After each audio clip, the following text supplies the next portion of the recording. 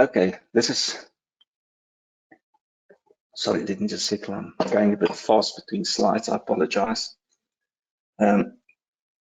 Here we've got a situation where we draw the type of signal that people will receive. These are about 6 dB variations. And that's not just the signal, of course, that's the link signal.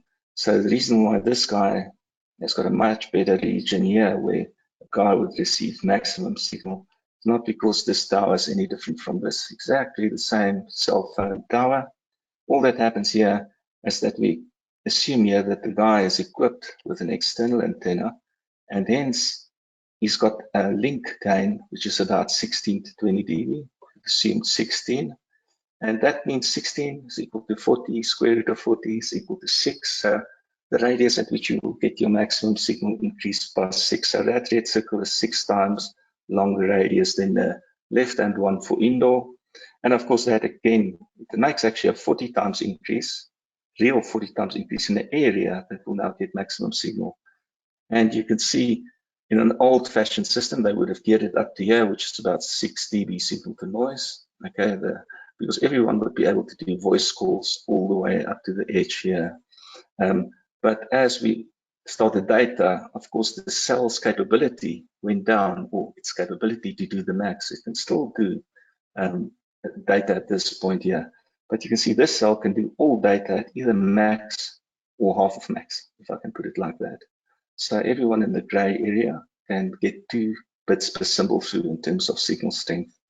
In the next area, they can get 4 bits. Orange, they can get 6 bits per symbol through. And in the red areas, they can get 8 bits through. Now, to some extent, this explains already what people tell me, why I don't just equip the guys with bad signal with antennas. Bad signal in this case is anything from red, because this guy here already consumes twice your capacity of your base station. So if you look at this small area, to try to save on that area as a function of this whole area is meaningless. And this makes a lot more sense, where virtually everyone can go into the red area where they can be served typically with 8 bits. And then we have to multiply by the Mimo gain. As I've indicated here, we can multiply now whatever area the guy is in can be multiplied by 2, because with the external cross-polarized antenna, by the way, that thing does not need to be cross-polarized the same as the base station. Base station can be plus minus 45, this can be plus minus 90. I've had this argument, and if anyone afterwards want to discuss, I can explain why. But as long as it's 90 degrees to each other, it doesn't matter that it's lined up. The Mimo algorithm takes care of that. Now on this side, I've assumed that we can multiply by 1.2 times. So they also get a bit of an increase due to the Mimo signal transmission. And here you get ultimately what you get in the 4 different signal regions here. So if we now look at this base station with a theoretical capacity of 1.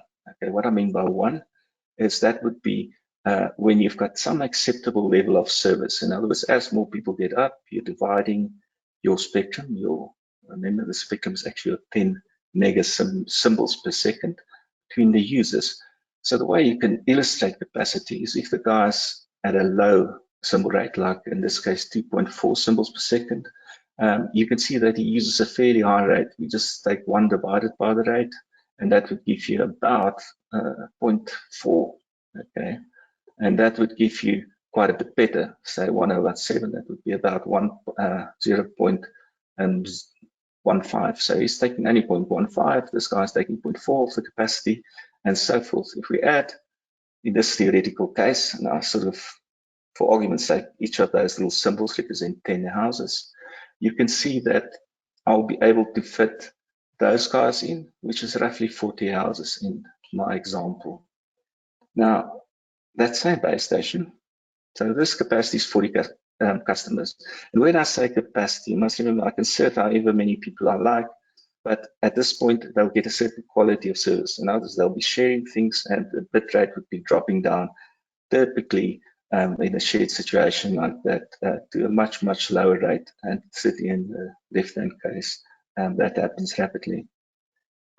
Now we do the same here, and each time, by the way, I just take this number here and wherever the house is, if it sits in orange, it's 1/12. In this case, the same was done, because now I can get, in this case, 12 bits per symbol to this guy, 16 to these guys in the red. Okay, so they would actually be getting the 160 megabits per second. So for them, you want to transfer a 10 megabyte file.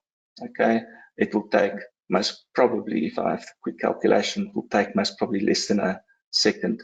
And here it will take much longer. And that is effectively why this base station, same cost, same infrastructure, and this guy would be able to service, if you look at the equation there, about 150 customers. So even though the maximum rate is a much bigger difference, of course, we can't assume that it's going to go from minimum to maximum. These guys also sit with some people in higher rates.